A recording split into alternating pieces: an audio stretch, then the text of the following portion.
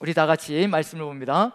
마태복음 1장 18절부터 21절까지 어떤 내용이 있는지 같이 보면서 같이 한번 봉독을 해봅니다. 같이 읽습니다. 시작. 예수 그리스도의 나심은 이러하니라. 그의 어머니 마리아가 요셉과 약혼하고 동거하기 전에 성령으로 잉태된 것이 나타났더니 그의 남편 요셉은 의로운 사람이라 그를 드러내지 아니하고 가만히 끊고자 하여 이 일을 생각할 때 주의 사자가 현몽하여 이르되 다윗의 자손 요셉아 내 아내 마리아 데려오기를 무서워하지 말라. 그에게 잉태된 자는 성령으로 된 것이라. 아들을 낳으리니 이름을 예수라 하라. 이는 그가 자기 백성을 그들의 죄에서 구원할 자이심이라 하니라. 아멘. 아멘.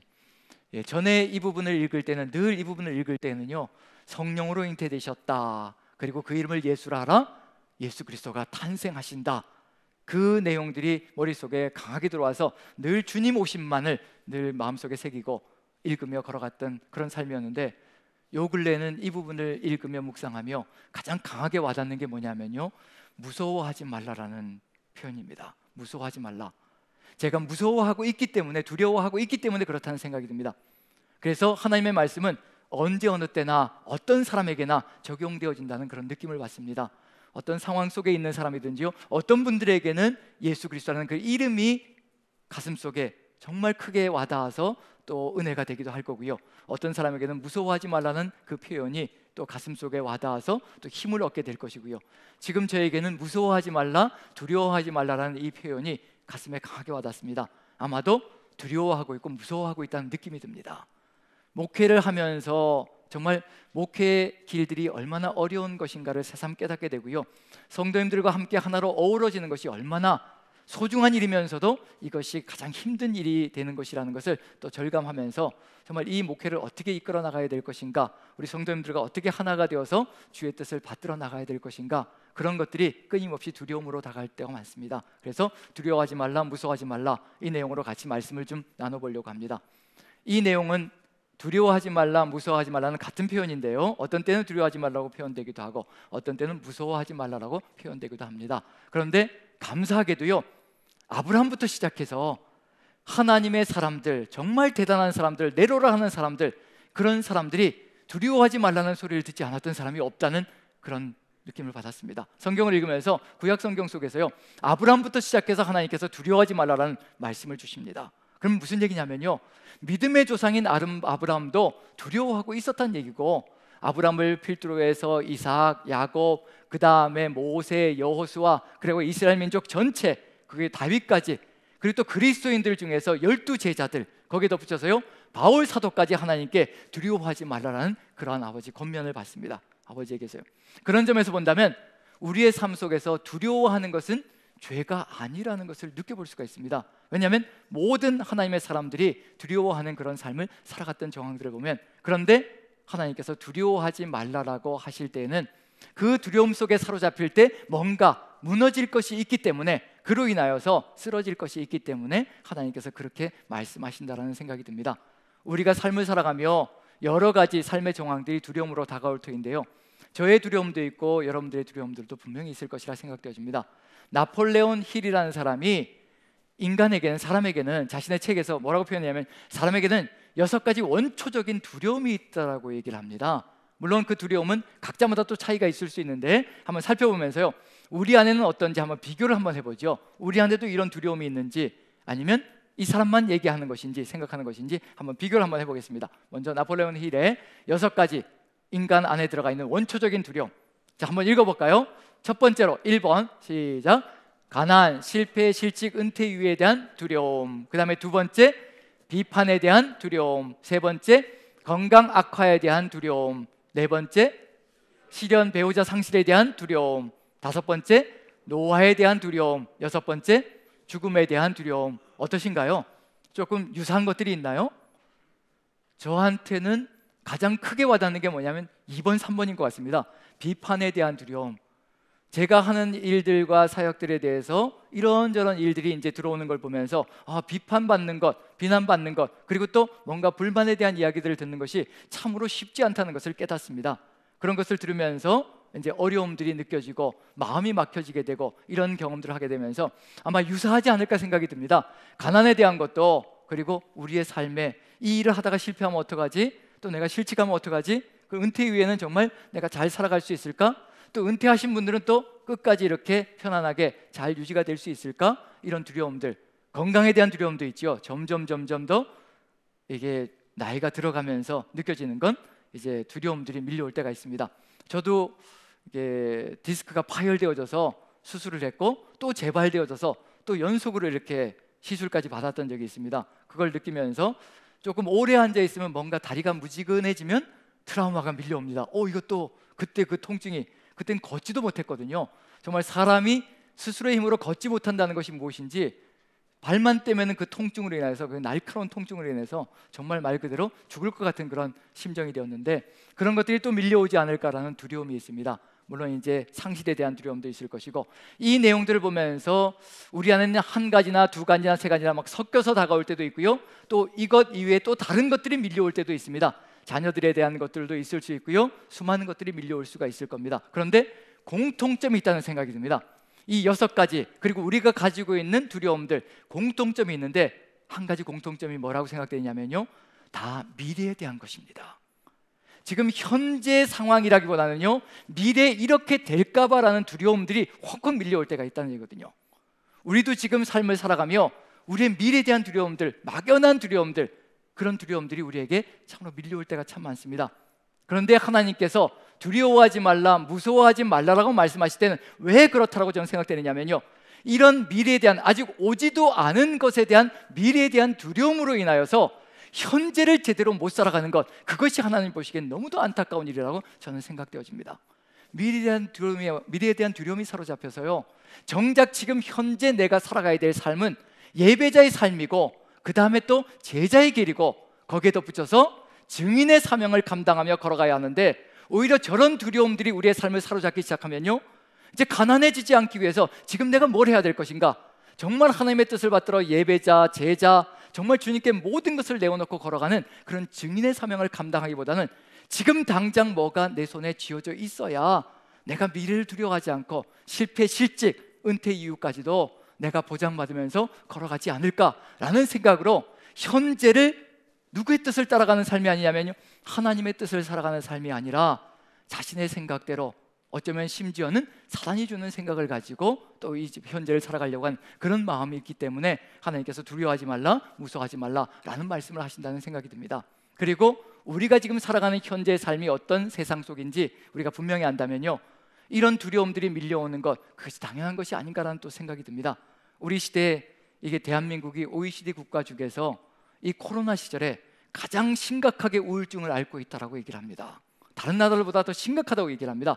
그 우울증의 원인이 어디에 있을 것인가, 그런 것들까지도 이런 두려움들 속에서 파고 들어오는 것이 아닌가라는 생각을 해봅니다. 자, 그런 점에서요, 지금 우리가 살아가는 세상, 이미 예수님께서 오시는 그 족보, 계보 속에도 이미 뭐가 들어갔냐면요, 우리가 살아가는 세상이 어떤 세상인지 보여주고 있습니다. 14대, 14대, 14대로 나뉘어져 있는데, 첫 번째 14대가 아브라함부터 다윗까지입니다. 아브라함이 두려워하지 말라는 소리를 들었고요, 권면을 받았고요, 다윗도 역시 마찬가지로 두려워하지 말라는 권면을 받았습니다. 그 두려워하지 말라는 권면에 하나님과 함께 동행했던 사람들의 이야기가 펼쳐진다면요, 그 두려움을 극복하고 하나님 나라가 아름답게 기초가 다져지는 역사가 펼쳐질 터인데, 그런데 안타깝게도 세상에 파고 들어가는, 세상 속에서 무너져 내리는 안타까운 역사가 있었습니다. 그래서 두 번째 14대는 다윗부터 어디까지 가고 마느냐면요, 바벨론 포로기가 되어버리는, 세상의 죄악된 세상 속에 무너져버리는 안타까운 역사가 펼쳐집니다. 그게 두 번째 14대입니다. 그런데 그것으로 끝나고 극복하면 괜찮은데, 안타까운 건 뭐냐면요, 세 번째 계보가 바벨론 포로부터 예수 그리스도까지 되었습니다. 무슨 얘기냐면요, 바벨론 포로부터 예수 그리스도까지가 14대라고 한다는 얘기는 뭐냐면요, 예수님이 오실 때까지가 어떤 세상인지를 알려주고 있는 중입니다. 죄악으로 가득 들어찬 세상 속에서 하나님의 백성들까지 세상 속에 사로잡혀 살아가고 있는 것이 바로 예수님이 오셨던 그 상황이라는 것을 분명히 보여주고 있습니다. 바벨론 포로부터 예수 그리스도까지 포로기가 계속해서 죄악의 포로가 되어서 살아가는 그 삶이 계속해서 연결되고 있다는 것을 그대로 보여주고 있는 중입니다. 분명히 바벨론 포로는요 539년에 끝이 났습니다. 587년에 포로가 되었고 539년에 바벨론이 멸망하면서요, 바벨론 포로기가 끝이 났습니다. 그런데도 불구하고 바벨론 포로기가 예수님 오실 때까지 연결되었다는 얘기는 바로 제국의 나타남들, 바벨론이 끝나고 페르시아가 나타났고 헬라가 나타났고 예수님 당시는 로마 제국 시절이었는데도 불구하고, 그럼에도 불구하고 제국은 똑같다는 겁니다. 죄악 가운데 그대로 사로잡혀가는 것, 하나님의 주권을 인정하지 않고 하나님을 멀리하고 기피하고 하나님의 백성을 무너뜨리려고 하는 그런 정신을 가지고 살아가는 세상은요, 늘 동일하다는 것을 보여주고 있는 중입니다. 바벨론 세상, 그 세상이 예수님 때까지 연결되어졌고, 그리고 안타까운 건요, 그 예수님 오신 다음에 바벨론이 사라졌는가? 절대 그렇지 않다는 겁니다. 우리도 그런 세상 속에서 지금 살아가고 있다는 얘기거든요. 그렇기 때문에 우리가 두려워한다는 것, 하나님도 아신다는 겁니다. 지금 세상이 어떤 세상인지, 신약시대 때 예수님의 제자들이 살아갔던 세상을 뭐라고 표현하고 있는지, 지금 우리가 살아가고 있는 이 시대까지 어떤 시대가 계속되고 있는지, 그걸 살펴보면요, 우리가 지금 살아가는 세상이 어떤 세상인지 한번 볼 수 있지 않을까 싶습니다. 먼저 베드로 사도와 요한 사도 한번 보려고 하는데요, 도표를 보시면 베드로 사도가 그 당시의 세상이 어떤 세상인지, 어떤 제국 시절인지 얘기를 합니다. 분명히 베드로 사도가 살아갔던 시절은요, 로마 제국 시절이거든요. 그런데 로마 제국이라고 얘기하지 않습니다. 바로 이런 세상 속에서 살아가는 그리스도인들에게 편지를 보낸 겁니다. 베드로전서 한번 읽어봅니다. 먼저요, 도표를 보시면요, 베드로전서 5장 13절 같이 한번 읽습니다. 같이 시작. 택하심을 함께 받은 바벨론에 있는 교회가 너희에게 문안하고 내 아들 마가도 그리하느니라. 뭐라고 얘기하고 있나요? 로마 제국이라고 얘기하지 않습니다. 뭐라고 얘기하고 있나요? 바벨론에 있는 교회라고 얘기하고 있습니다. 즉 세상에 아직도 뭐가 계속되고 있다는 얘기냐면요, 바벨론 세상은 계속되고 있다는 것을 그대로 얘기하고 있는 중입니다. 제국은 이름만 바꿀 뿐이죠, 그 원칙은 똑같다는 얘기입니다. 살아가는 방식은 똑같다는 얘기예요. 세상의 유혹과 세상의 모든 물질주의와 성공주의, 이런 것들로 가득 들어차서 사람의 삶을 무너뜨리려고 하는 것은 결코 다를 바가 없다는 겁니다. 바벨론 제국이나 로마 제국이나 그런 모습에서 전혀 차이가 없이 살아가고 있다는 것, 지금 우리가 살아가고 있는 세상도 역시 마찬가지라는 것, 그 바벨론 세상 속에서 살아가고 있는 성도들에게 편지를 보내는 겁니다. 그 바벨론 세상에서 어떻게 그것을 이기며 걸어갈 수 있을 것인가? 그것은 당연히 뭐밖에 없을 것이냐면요, 예수 그리스도를 이야기할 겁니다. 세상을 이기신 주님, 세상을 극복하신 주님, 세상의 모든 것들을 새롭게 바꾸실 주님, 그 주님이 아니고서는 절대로 세상을 이길 수 없다는 것, 그것을 베드로 사도는 다시 한 번 더 얘기할 겁니다. 우리가 살아가는 삶도 역시 마찬가지일 것이고요. 그런데 요한계시록은요, 종말의 때까지를 얘기하는 겁니다. 그럼 종말의 때까지 우리는 어떤 세상을 살아갈 것인가, 어떤 세상 속에서 살아갈 것인가, 그걸 보여주고 있는 중이거든요. 그러면 종말의 때까지 어떤 세상을 걸어갈 것인가, 그리고 그런 세상은 무엇을 추구하며 살아가는 세상인가, 그런 세상 속에서 우리는 어떤 삶을 살아가야 될 것인가, 그게 바로 요한계시록 18장에 들어가 있는데요, 그 세상이 바로 이렇게 주어져 있습니다. 11절부터 한번 14절까지 한번 읽어보죠. 천천히 읽습니다. 시작. 땅의 상인들이 그를 위하여 울고 애통하는 것은 다시 그들의 상품을 사는 자가 없습니다. 마지막 종말의 때는 이런 제국의 모든 것들, 이것이 다 끝날 것이라고 얘기하고 있는 중입니다. 그런데 무엇을 추구하며 살아가는지 보시라는 얘기입니다. 우리 시대와 비교해 보시라는 얘기예요. 같이 읽습니다. 12절 시작. 그 상품은 금과 은과 보석과 진주와 세마포와 자주옷감과 비단과 붉은 옷감이요, 각종 향목과 각종 상아 그릇이요, 값진 나무와 구리와 철과 대리석으로 만든 각종 그릇이요, 계피와 향료와 향과 향유와 유향과 포도주와 감람류와 고운 밀가루와 밀이요, 소와 양과 말과 수레와 종들과 사람의 영혼들이라. 바벨론아, 내 영혼이 탐하던 과일이 내게서 떠났으며 맛있는 것들과 빛난 것들이 다 없어졌으니 사람들이 결코 이것들을 다시 보지 못하리로다. 바벨론이 무너진다라고 얘기를 하고 있습니다. 종말의 때에 이루어질 것을 얘기하고 있는 중이거든요. 그러면 베드로 사도는 그 당시를 얘기하고 있는 중입니다. 그 당시도 바벨론 제국 시절이고, 또 종말의 때까지 뭐가 연결되어져 갈 것인가? 바벨론 제국은 그대로 연결되어져 간다는 겁니다. 세상의 모습은 절대 무너지지 않고요, 계속해서 이 길을 걸어간다고 얘기하고 있습니다. 심지어는 이 세상은 무엇을 사고 파는 일까지 벌어질 것이냐면요, 사람의 영혼, 마지막 13절 끝에 보면요, 사람의 영혼까지 거래하는 일들이 벌어진다라고 분명히 보여지고 있습니다. 이게 세상이라는 거거든요. 사람의 영혼까지 거래하면서 무너지게 만들어가는 것, 모든 사치품들이 움직이고 있습니다. 여기에는 물질주의와 성공주의, 세속주의가 그대로 움직이고 있는 중입니다. 이런 세상에서 우리가 지금 살아가고 있는 중입니다. 지금도 세상은요, 물질주의를 추구하고 있고요, 성공을 추구하며 쫓아가고 있는 중입니다. 우리의 자녀들도 학교에 보내면 학교에서 가르치는 건 뭐밖에 없느냐면요, 세상에서 성공하라는 겁니다. 네가 1등이 되어서 최고가 되어서 세상에서 떵떵거리며 남들 부럽지 않게 살아가는 그런 존재가 되라고 끊임없이 가르칩니다. 그 길을 따라오지 못하는 아이들은 도태시켜버리고요, 그리고 따라오는 아이들만 이끌고 나가며 세워가는 겁니다. 제 아들도 딸도 세상 속에서 공부를 했거든요. 그런데 요즘 시절은 제 아들이 공부할 때는 그냥 수업 시간에 잠을 자도 절대로 건드리지 않는다고 합니다.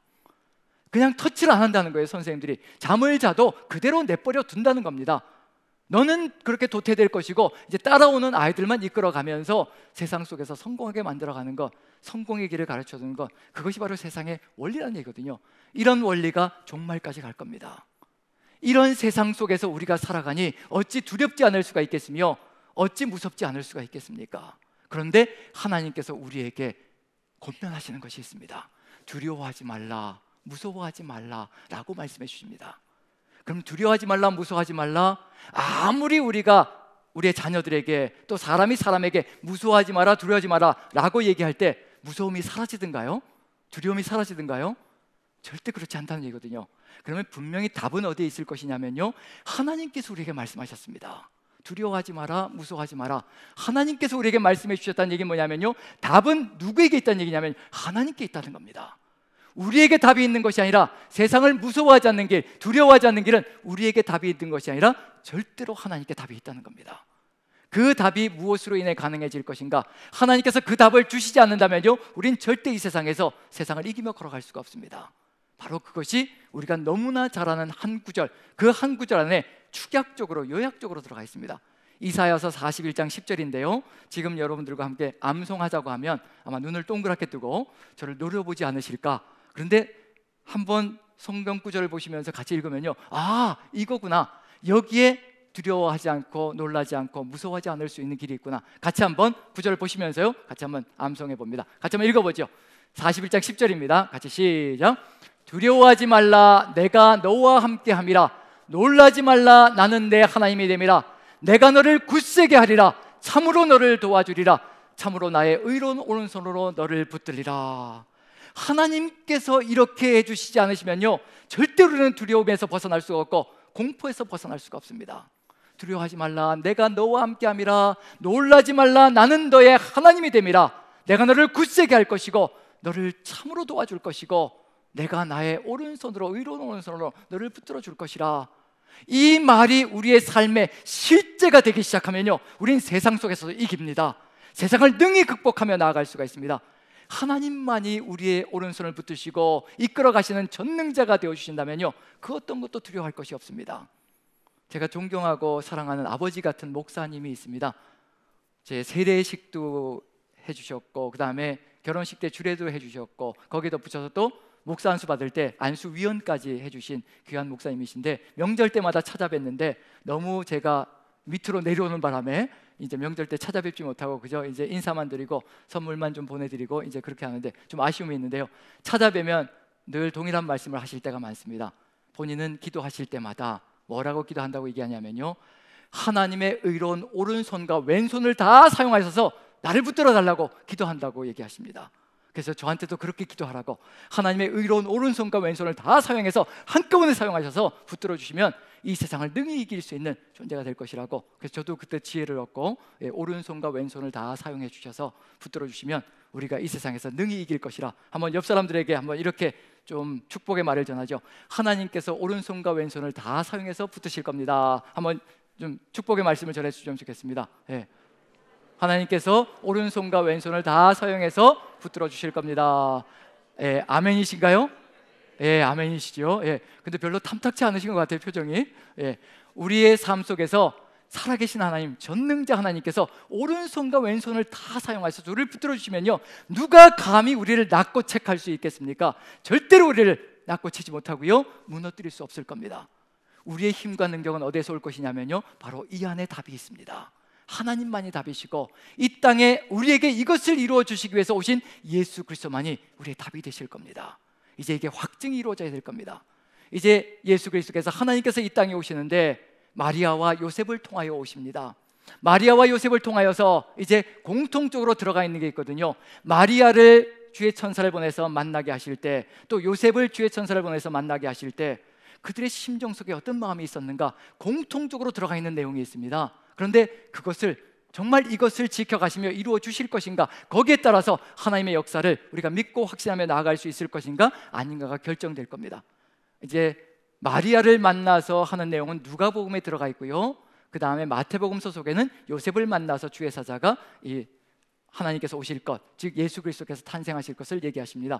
그래서 누가복음에는요 요셉의 이야기는 뒤로 밀려납니다. 그래서 마리아가 중심이 되고요, 마태복음은 마리아의 이야기는 뒤로 밀려나고요, 요셉의 이야기가 주가 됩니다. 이렇게 해서 두 사람이 전 뭐라고 확신하냐면요, 이렇게 두 사람이 동역을 해야 예수 그리스도께서 이 땅에 오실 수 있는 길이 활짝 열린다는 거, 우리의 삶도 역시 마찬가지라 생각합니다. 부부가 동역을 하고요, 또 우리가 서로 교회 안에서 성도들이 한마음 되어서 동역을 해야 예수 그리스도의 증언의 사명을 아름답게 감당해 나갈 것이라는 거, 마리아가 맡아야 될 사명이 있고요, 요셉이 맡아야 될 사명이 있습니다. 그런데 공이 이 두 가지가 결코 만만치가 않습니다. 우리도 역시 마찬가지로요, 각자가 맡아야 될 사명이 있거든요. 그런데 공이 만만치가 않습니다. 그런데 함께 동역을 하면요 서로 힘을 내어서 주님의 뜻을 받들어 걸어가는 힘찬 삶을 살아갈 수 있다는 거, 그것이 바로 우리의 삶 속에도 마리아와 요셉같이 우리의 삶 속에도 주어질 수 있다면 얼마나 감사할 것인가 한번 살펴보는 시간을 갖도록 하겠습니다. 마리아 얘기를 먼저 살펴봅니다. 마리아가 먼저 주의 사자를 만나고 잉태되는 일이 벌어졌기 때문에 거기에 보시면 들어가 있는 내용이 있습니다. 요셉의 이야기가 공통적으로 들어가 있는데 한 단어를 찾아보십니다. 같이 한번 읽어보죠. 누가복음 1장 26절부터 31절까지입니다. 같이 천천히 읽어봅니다. 시작. 여섯째 달에 천사 가브리엘이 하나님의 보내심을 받아 갈릴리 나사렛이란 동네에 가서 다윗의 자손 요셉이라는 사람과 약혼한 처녀에게 이르니 그 처녀의 이름은 마리아라.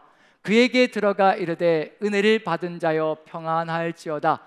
주께서 너와 함께 하시도다 하니 처녀가 그 말을 듣고 놀라 이런 인사가 어찌 됨인가 생각하며 천사가 이르되 마리아여 무서워하지 말라. 내가 하나님께 은혜를 입었느니라. 보라 내가 잉태하여 아들을 낳으리니 그 이름을 예수라 하라. 똑같이 예수님께서 오시는 길을 예비하는 것이 마리아이고 그 다음에 요셉인데요, 똑같이 들은 말이 있습니다. 어떤 표현인가요? 어떤 겉면인가요? 무서워하지 말라. 요셉도 동일하게 무서워하지 말라는 음성을 들었고요, 마리아도 역시 똑같이 무서워하지 말라는 음성을 들었습니다. 무섭다는 얘기입니다. 두렵다는 얘기입니다. 예수 그리스도의 증인이 되고 예수 그리스도가 이 땅에 오시는 길을 열어가는 것은 결코 만만치 않은 일이라는 것을 분명히 보여주고 있는 중입니다.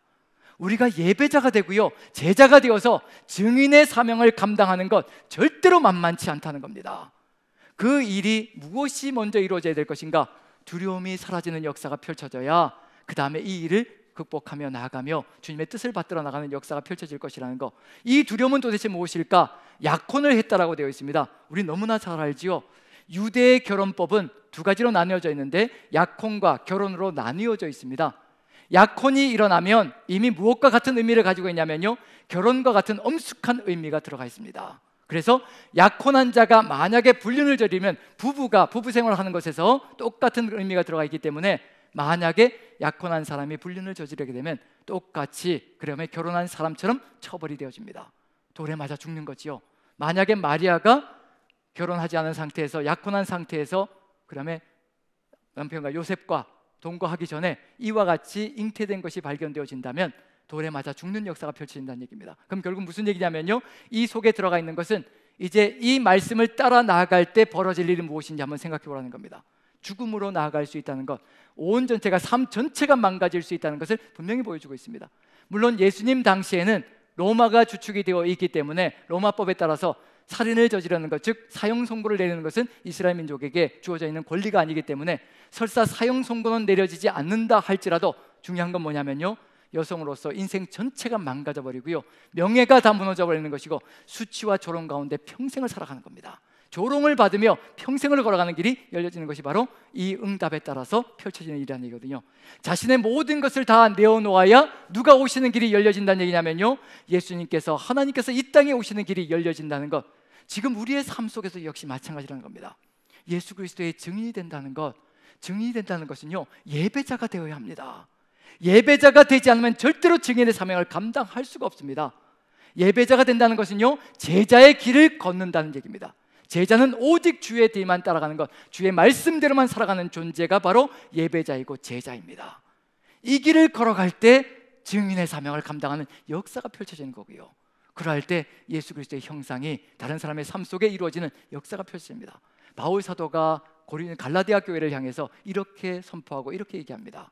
나의 자녀들아, 내가 너희 안에 그리스도의 형상이 이루어지기까지 내가 다시 해산하는 수고를 한다라고 분명히 얘기하고 있습니다. 누군가의 가슴 속에 그리스도의 형상이 잉태되게 만들어가는 것, 해산하는 수고, 자신의 생명을 내어놓는 수고가 아니군요, 절대로 이루어질 수 없다는 것을 바울 사도가 우리에게 보여주고 있는 중입니다. 바울 사도가 예배자가 되고 제자의 길을 걸어가며 다른 사람의 가슴 속에 예수 그리스도의 형상이 이루어지게 만들어간다는 얘기거든요. 증인의 사명을 감당해야 한다는 겁니다. 지금 우리에게도 바로 잉태하는 수고, 그리고 또 해산하는 수고, 이것이 연결되지 않는다면요, 그리스도의 형상을 이루어가는 것이 쉽지 않다는 것을 분명히 보여주고 있는 중입니다. 여기에 대해서 이렇게 자신의 모든 것을 내어놓고 무엇이 이루어지냐면요, 마리아의 순종이 이루어집니다. 주의 여종이오니 주의 뜻대로 이루어지이다. 저는 이것이 무엇이라고 확신하냐면요, 천지창조가 새롭게 재창조되는 역사라고 생각합니다. 창세기에서 천지를 창조하실 때 말씀대로 그대로 되니라, 천지가 새롭게 질서를 만들어갑니다.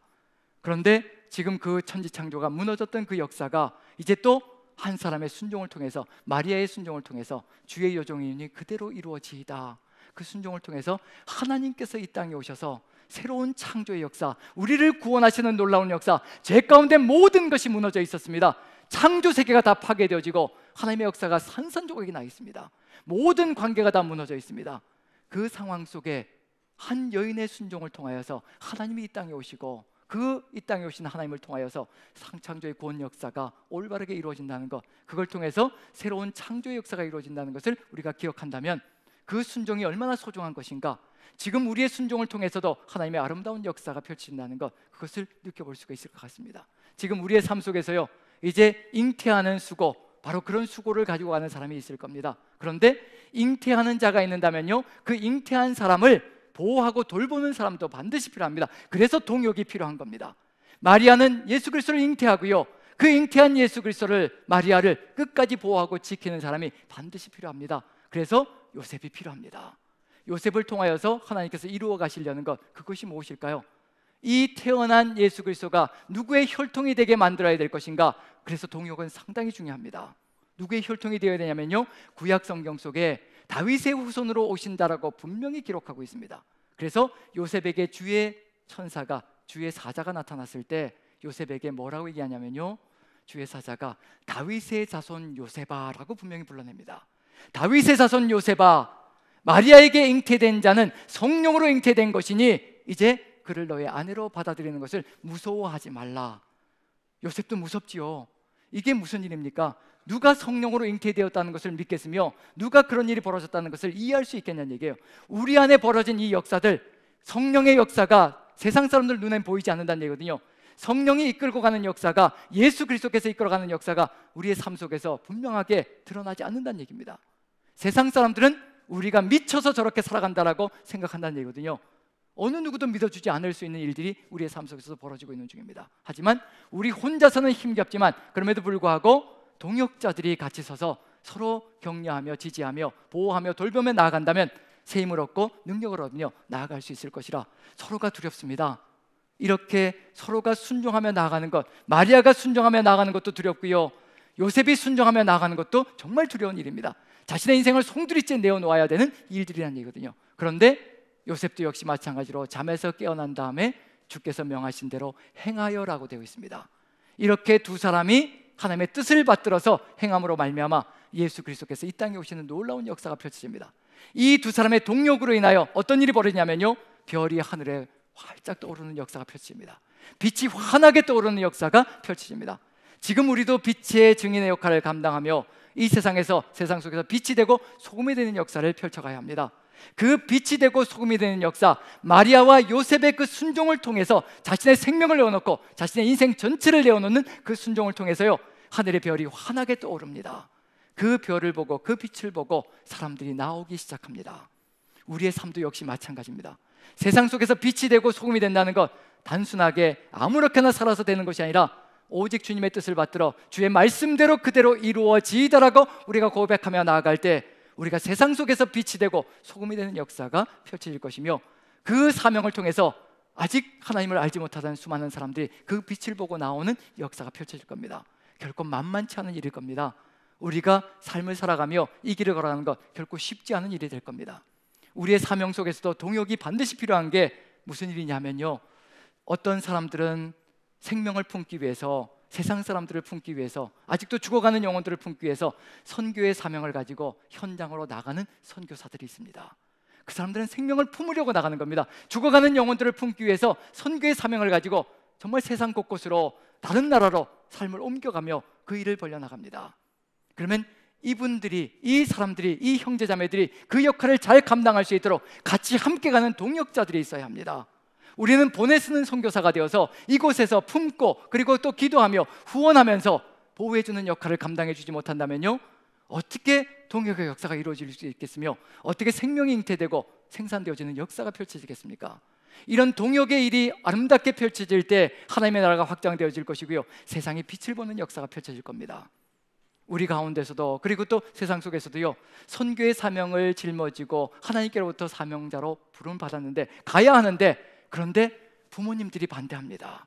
부모님들이 연로하셔서 아들은 하나밖에 없고 이 아들이 선교의 사명을 감당하겠다라고, 하나님께 사명을 받았다라고 저 멀리 다른 나라로 가려고 합니다. 그런데 부모님은 연로하셔서 더 이상 자신의 생활을 감당해낼 수 있는 여력이 없고요, 어떻게 해야 될 것인가 지금 고민하며 고뇌하며 기도하는 우리의 지체들도 있습니다.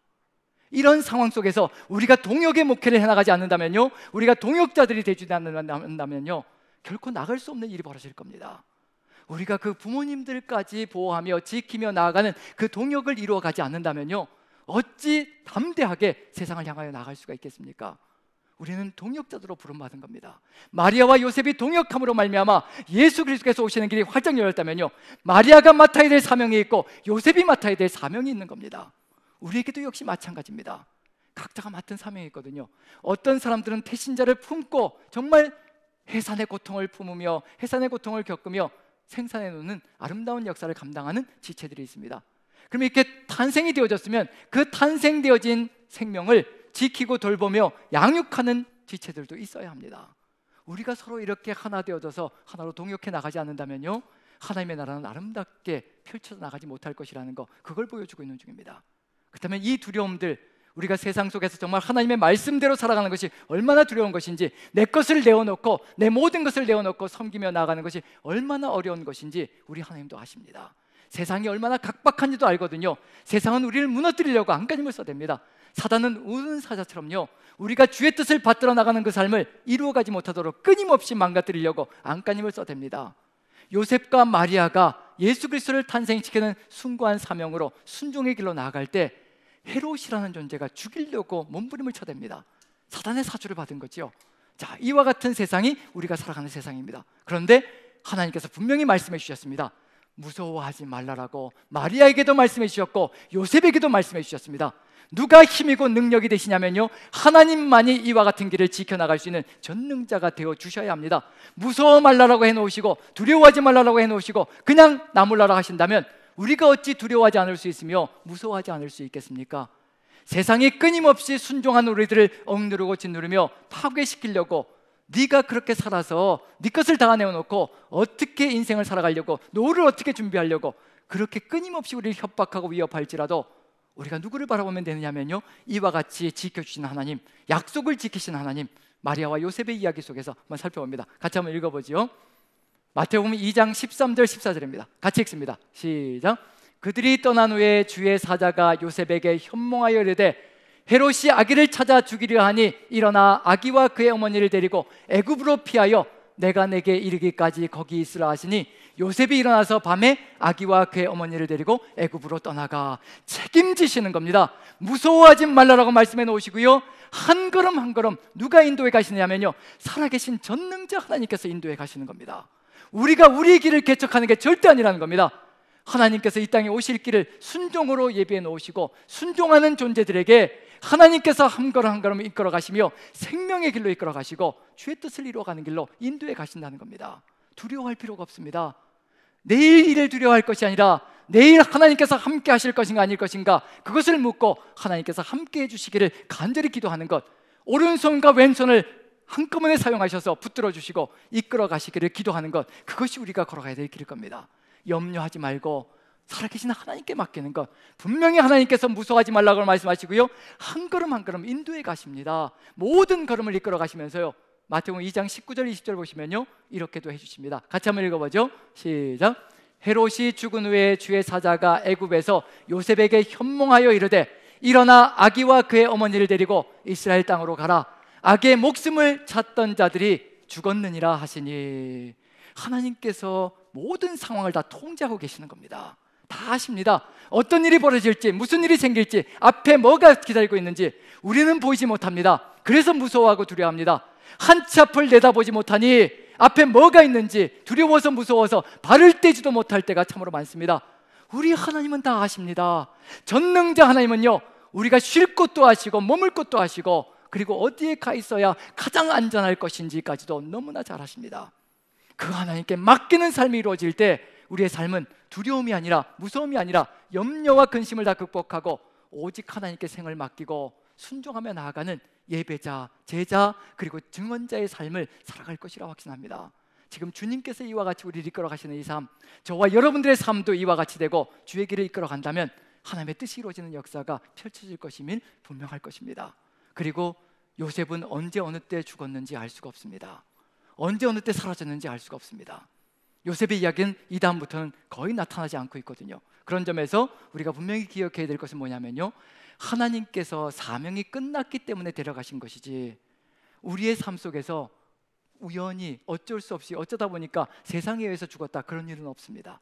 요셉이 맡아야 될 사명이 다 끝났기에 하나님께서 데려가신 것이고, 그리고 하나님께서 또 마리아의 삶과 또 예수님의 삶을 통하여서 우리를 또 이끌어 가실 것이고요, 우리의 삶 속에서 이제 기억해야 될 것은 두려워하지 말라, 무서워하지 말라라고 우리 하나님께서 우리에게 말씀해 주셨습니다. 누구만 바라보기를 소망하시냐면요, 두려워하지 말라, 내가 너의 하나님이라, 놀라지 말라, 나는 너와 함께하는 하나님이라, 그리고 내가 너를 도와주리라, 참으로 의로운 오른손으로 너를 붙들어 주리라. 그 하나님이 함께 하시고 우리의 삶을 이끌어 간다면, 우리의 삶을 그 하나님께 맡긴다면 우리는 이 세상 속에서 두려움이 아니라 하나님을 바라보는 승리의 삶으로 담대하게 주의 뜻을 받들어 나가는 저와 여러분들 되시리라 확신합니다. 그러한 삶으로 승리하시는 여러분들 되시기를 간절히 축원드립니다. 우리 같이 한번 일어나셔서요, 내 모든 시험 무거운 짐을 주님께서 다 짊어주실 것을 믿고 확신하며 같이 한번 찬양하며 나아갔으면 좋겠습니다. 내 모든 시험 무거운 짐을, 내 모든 시험 무거운 짐을 주 예수 앞에 아뢰이면 근심에 쌓인 날 돌아보사 내 근심 모두 받으시네. 무거운 짐을 나 홀로 지고 견디다 못해 쓰러질 때 불쌍히 여겨 구원해 주니 은혜의 주님 오직 예수. 아멘. 내 모든 괴로움 닥치는 환난 주 예수 앞에 아뢰이면 주께서 친히 날 구해 주사 넓으신 사랑 베푸시네. 아멘. 무거운 짐을 나 홀로 지고 견디다 못해 쓰러질 때 불쌍히 여겨 구원해 주리 은혜의 주님 오직 예수. 내 짐이 점점 무거워질 때 주 예수 앞에 아뢰이면 주께서 친히 날 구해 주사 내 대신 짐을 져주시네. 무거운 짐을 나 홀로 지고 견디다 못해 쓰러질 때 불쌍히 여겨 구원해 주리 은혜의 주님 오직 예수. 마음의 시험 무서운 죄를 주 앞에 아뢰이면 예수는 나의 능력이 되사 세상을 이길 힘 주시네. 아멘. 무거운 짐을 나 홀로 지고 견디다 못해 쓰러질 때 불쌍히 여겨 구원해 주리 은혜의 주님 오직 예수. 아멘. 아멘. 사랑의 하나님, 우리 힘으로 이 세상을 견뎌낼 수 없다는 것 너무나 잘 아시기에 우리에게 끊임없이 두려워하지 말라, 무서워하지 말라라고 권면해 주시며 내가 너와 함께 한다라고 끊임없이 가르쳐 주시니 참으로 감사합니다. 전능하신 하나님께서 우리의 삶을 이끌어 주시고 함께하여 주시어서 우리의 모든 어려움들, 우리의 모든 짐들 다 짊어져 주시옵소서. 이 세상의 질곡들 가운데 오직 주님만이 우리의 전능자 되시어 이 모든 상황들을 이기게 항상 함께하여 주시고 하나님께서 은혜로 더딥혀 주시옵소서. 지금은 하늘아버지의 극진하신 사랑하심과 우리 구주 예수 그리스도의 보혈의 공로와 지금도 우리와 함께 하시며 세상 속에서 두려움과 무서움을 떨치게 하시는 성령님의 감화감동 역사하심이 여기 계신 모든 형제자매님들 머리 위에, 가정에서 함께하고 계신 형제자매님들 머리 위에 이제로부터 영원토록 함께 계시기를 간절히 축원하옵나이다. 아멘.